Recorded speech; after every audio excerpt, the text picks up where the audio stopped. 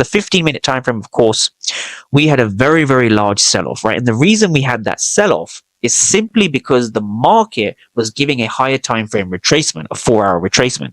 So now let's look at this kind of session over here, and let's break down a trade you could have taken, a quick scalp, right? Nothing crazy.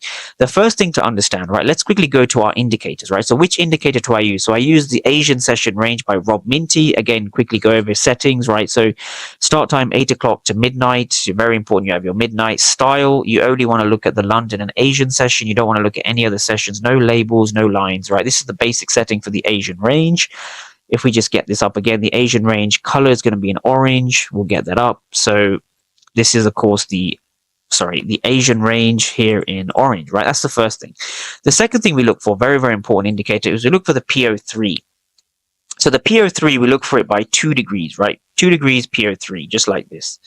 So the PO3, again, will look something like this, and we're simply using the daily PO3, right? Daily PO3 using the New York midnight opening price.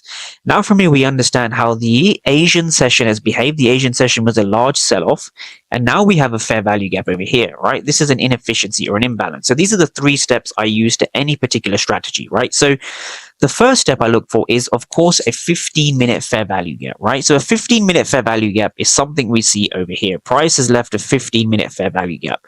When we zoom into this, what we're really looking for is we're looking for the last candle before the imbalance. So you can see the imbalance was just over here. We, on the 50-minute time frame, are using the last candle before the push lower. This is important to understand. This is kind of step 1 of the strategy. So now that we have that, let's quickly go back and put that in again. So this is the 15-minute fair value gap, right? So from here, we now head down to a lower time frame, such as a 5-minute or a 1-minute. I'm going to go down to the 1-minute, right? We're going to understand how you could have taken this particular trade.